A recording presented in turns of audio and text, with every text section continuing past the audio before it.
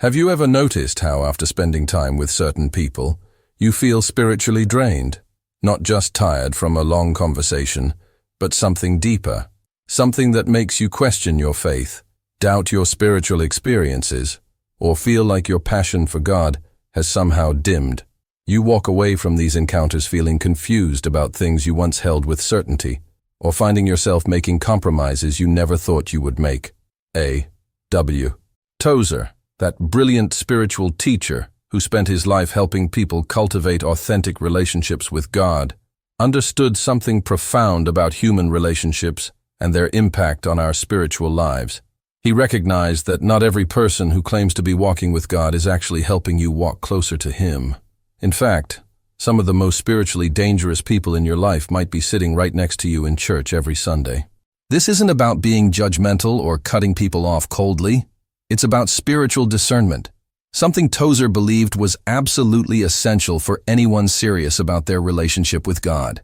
He often warned that the greatest threats to our spiritual lives don't usually come from obvious enemies of the faith, but from well-meaning friends who gradually, almost imperceptibly, lead us away from the deep, authentic spiritual life God desires for us. These friends don't necessarily intend harm. They might even think they're helping you become more balanced, more practical, or more socially acceptable. But the end result is the same. Your spiritual life begins to wither. Your hunger for God starts to fade, and you find yourself settling for a version of Christianity that looks good on the surface, but lacks the power and intimacy that characterizes genuine faith. Tozer spent decades observing how spiritual friendships either draw us closer to God or subtly pull us away from Him.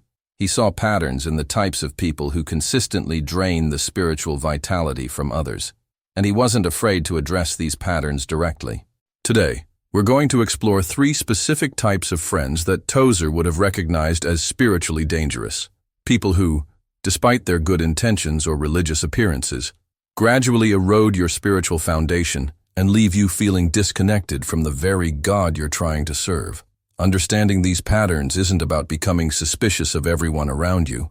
It's about protecting something precious, your intimate relationship with God, and ensuring that the people closest to you are actually helping you grow in that relationship, rather than hindering it.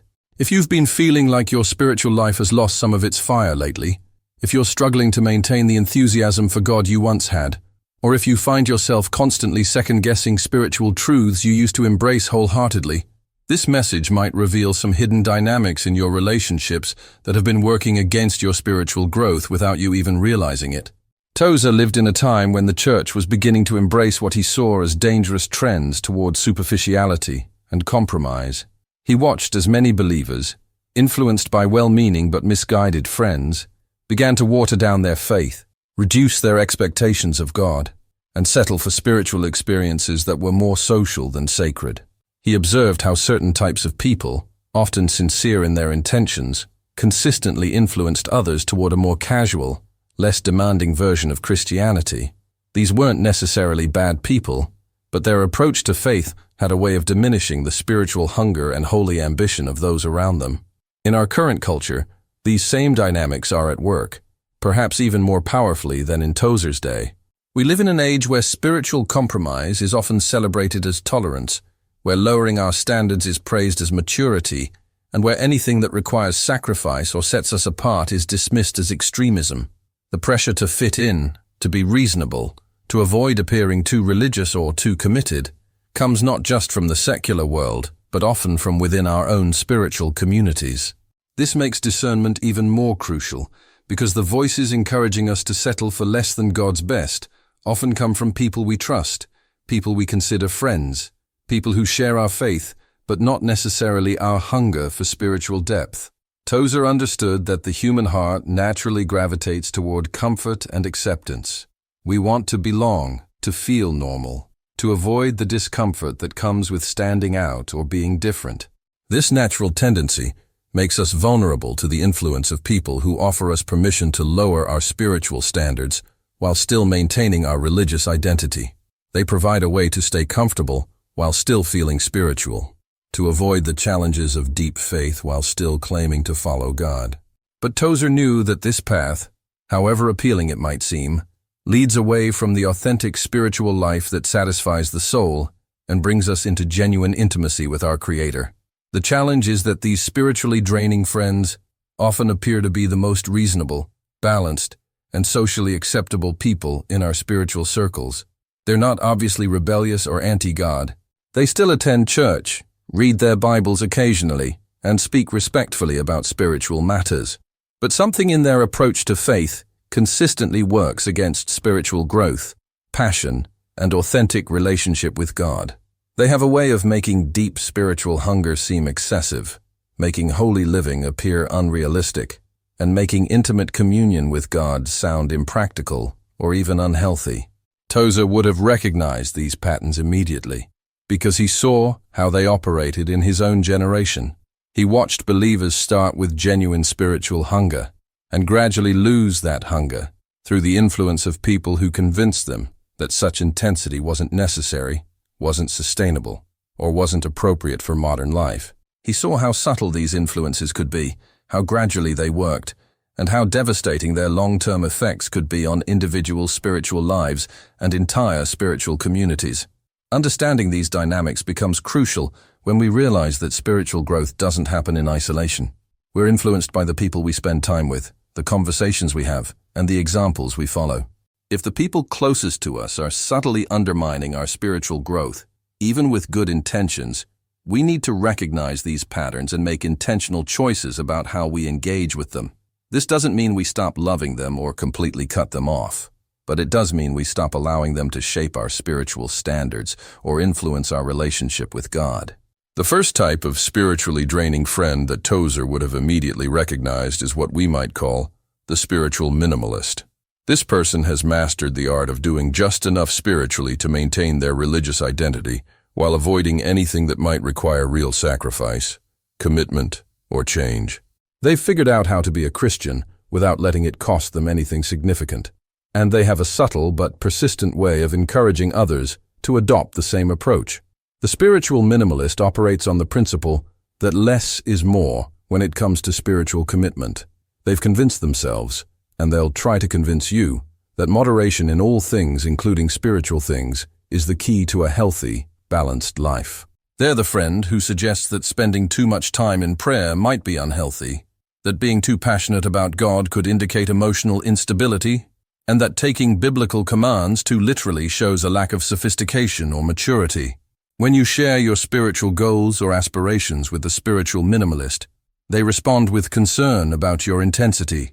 If you mention wanting to spend more time in prayer, they'll remind you about the importance of balance. If you talk about making sacrifices for your faith, they'll suggest that God doesn't really want you to be uncomfortable or give up things you enjoy. If you express excitement about spiritual growth or breakthrough, they'll subtly deflate your enthusiasm by implying that such excitement is temporary, unrealistic, or possibly even dangerous. The spiritual minimalist has developed a theology of convenience that makes compromise seem like wisdom and spiritual laziness look like maturity.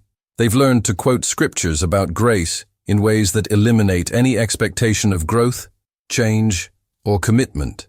They use biblical concepts like rest and freedom to justify spiritual complacency, and they've mastered the art of making anyone who pursues spiritual depth feel excessive, unbalanced, or legalistic. What makes the spiritual minimalist particularly dangerous is their ability to make their approach seem reasonable, and their criticism of deeper spiritual pursuit appear to come from genuine concern for your well-being. They don't attack your faith directly. Instead, they gradually erode your spiritual ambition by making it seem unrealistic, unnecessary, or potentially harmful.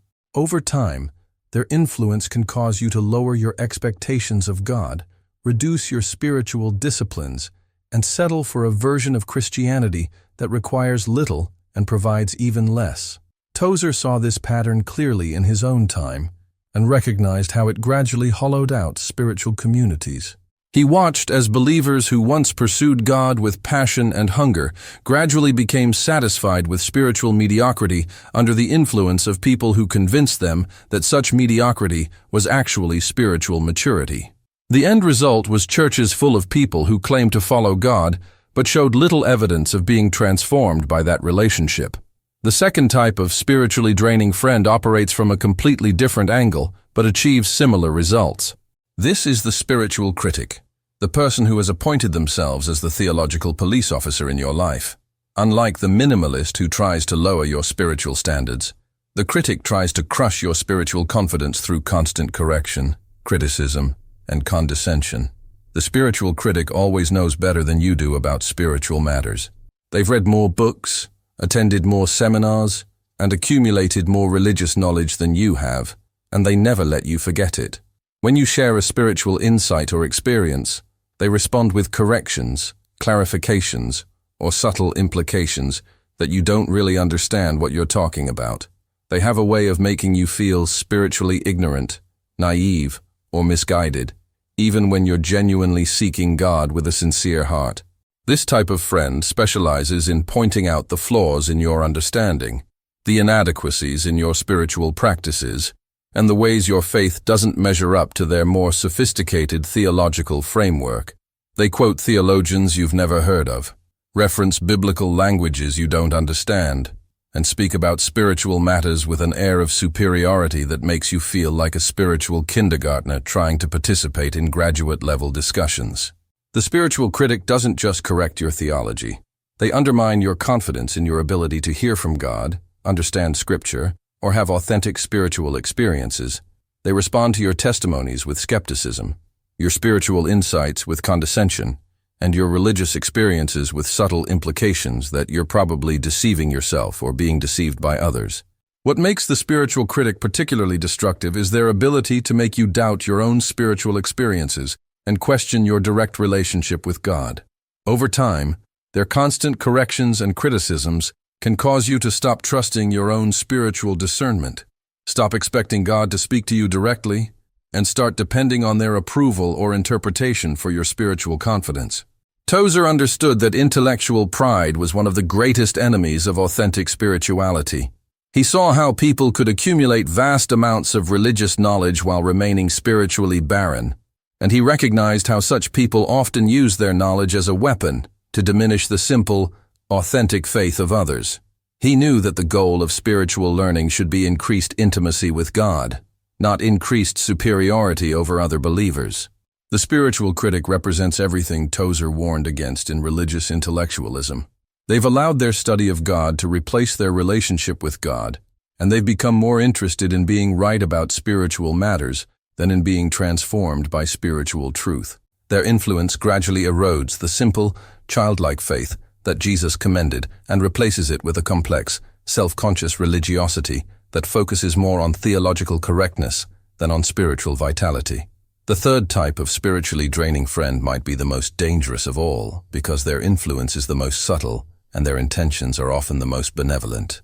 This is the spiritual conformist, the person who genuinely wants you to fit in, be accepted, and avoid the social costs that come with serious spiritual commitment. The spiritual conformist operates from a place of genuine care and concern for your social well-being. They see how your growing spiritual commitment is setting you apart from others, creating tension in some of your relationships, or causing you to make choices that others don't understand.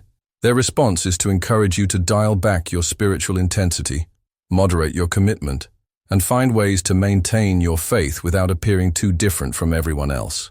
This friend worries that your spiritual passion is making you weird, your biblical convictions are making you judgmental, and your commitment to spiritual growth is making you antisocial.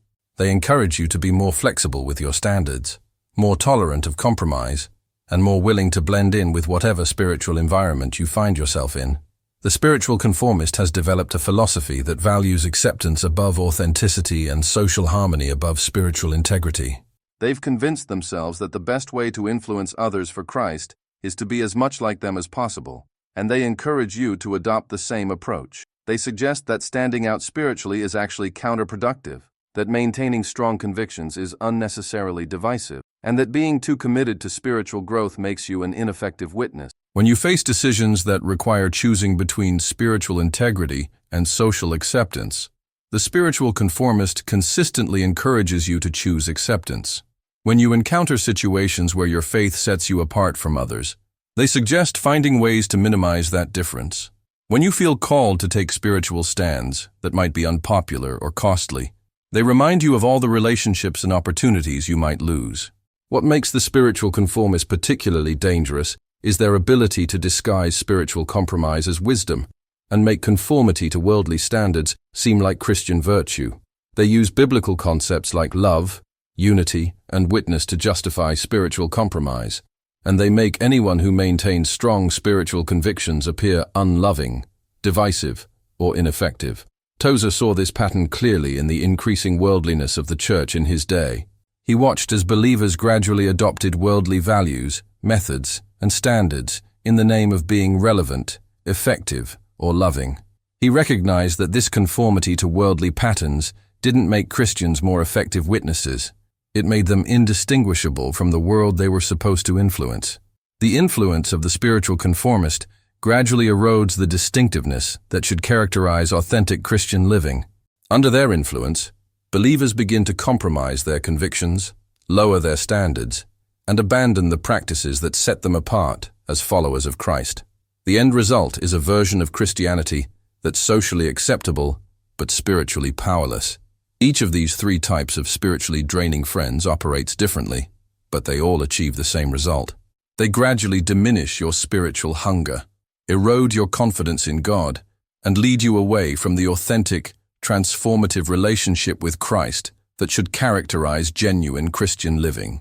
The spiritual minimalist convinces you that spiritual passion and commitment are excessive and unnecessary.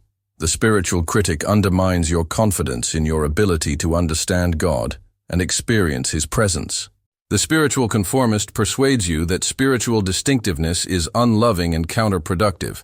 Together, these influences can systematically dismantle the spiritual foundations that support authentic Christian growth and intimacy with God. Recognizing these patterns is the first step toward protecting yourself from their influence. This doesn't mean you should immediately end these relationships or treat these people as enemies. Many of them are genuinely well-intentioned and may not realize the spiritual impact of their influence. But it does mean you need to be intentional about how you engage with them and careful not to allow their perspectives to shape your spiritual standards or determine your relationship with God. The practical implications of this recognition are significant. When the spiritual minimalist suggests that your spiritual goals are excessive, you need to measure their advice against God's call on your life rather than against social expectations or conventional comfort levels. When the spiritual critic questions your spiritual experiences or understanding, you need to maintain confidence in your direct relationship with God while remaining teachable and humble. When the spiritual conformist encourages you to compromise your convictions for the sake of acceptance, you need to remember that your ultimate goal is to please God rather than to gain human approval. In each case, the antidote to their negative influence is a deeper understanding of who God is, what He desires from you, and what authentic spiritual life actually looks like. Tozer would have encouraged you to surround yourself instead with people who kindle your hunger for God rather than dampen it, who encourage your spiritual growth rather than discourage it, and who inspire you to pursue authentic relationship with Christ rather than settle for religious conformity. These are the friends who celebrate your spiritual victories, encourage your spiritual disciplines, and challenge you to go deeper in your relationship with God. Such friends understand that the Christian life is supposed to be transformational, not just informational. They recognize that following Christ involves real change, genuine commitment, and sometimes difficult choices. They don't try to make the path easier by lowering the standards. Instead, they help you find the strength and encouragement you need to meet those standards. Building relationships with people who truly support your spiritual growth requires intentionality and sometimes sacrifice. It might mean spending less time with friends who consistently drain your spiritual energy and more time with people who fuel your spiritual passion. It might mean seeking out mentors, spiritual friends, or fellowship groups where authentic spiritual growth is valued and encouraged, rather than viewed with suspicion or concern. The goal isn't to become spiritually isolated or to adopt an attitude of superiority toward those who don't share your spiritual hunger. The goal is to create an environment where your relationship with God can flourish, where your spiritual growth is supported rather than hindered, and where you're encouraged to become everything God intends you to be. Tozer understood that spiritual growth requires both individual commitment and community support. He knew that while each person must ultimately choose their own level of spiritual commitment, we're all influenced by the people around us. Wise believers carefully consider which influences they allow into their lives and intentionally cultivate relationships that support rather than undermine their spiritual goals. This principle applies not just to personal friendships, but to every relationship and influence in your life. The books you read, the media you consume, the churches you attend, and the spiritual leaders you follow all have the potential to either support or undermine your spiritual growth. Developing discernment about these influences becomes crucial for anyone serious about spiritual maturity. The process of evaluating your relationships and their spiritual impact requires honesty, wisdom, and sometimes difficult decisions. It means asking hard questions about whether the people closest to you are actually helping you grow closer to God or gradually leading you away from Him. It means being willing to make changes when you recognize patterns that are hindering your spiritual development. This evaluation isn't about judging others or determining their spiritual standing before God. It's about recognizing the impact their influence has on your spiritual life and making intentional choices about how to engage with them. Some relationships might need to be limited rather than ended. Others might need to be restructured so that spiritual matters aren't the primary focus of your interaction with those people. The key is maintaining your spiritual priorities while still loving and engaging with people who don't share those priorities. This requires maturity, wisdom, and a clear understanding of your own spiritual goals and convictions. It means being kind and loving toward everyone, while being careful about who you allow to shape your spiritual perspective. Tozer spent his life helping people develop this kind of spiritual discernment. He understood that authentic Christian living required both deep love for others and careful protection of one's own spiritual life. He encouraged believers to be generous, kind, and loving toward everyone while being selective about who they allowed to influence their spiritual development. As you consider the relationships in your own life, remember that the goal isn't to become judgmental or isolated. The goal is to create an environment where your love for God can grow, where your spiritual hunger can be satisfied, and where you're encouraged to become everything He's called you to be. Some people will support that goal. Others, despite their good intentions, will work against it. Your responsibility is to recognize the difference and respond accordingly, always with love and grace, but also with wisdom and discernment. Your spiritual life is too precious to be gradually eroded by well-meaning friends who don't understand or value what God is doing in your heart. Protect it carefully, nurture it intentionally, and surround yourself with people who will help you grow in grace and in the knowledge of our Lord and Savior, Jesus Christ. The spiritual life you're called to live is worth protecting, worth pursuing, and worth the difficult decisions that authentic spiritual growth sometimes requires. Don't let anyone convince you otherwise, no matter how reasonable their arguments might sound, or how sincere their intentions might be. God has called you to something beautiful, transformational, and eternal. Pursue it with confidence, protect it with wisdom, and share it with those who will help you grow, rather than those who will encourage you to settle for less than His best.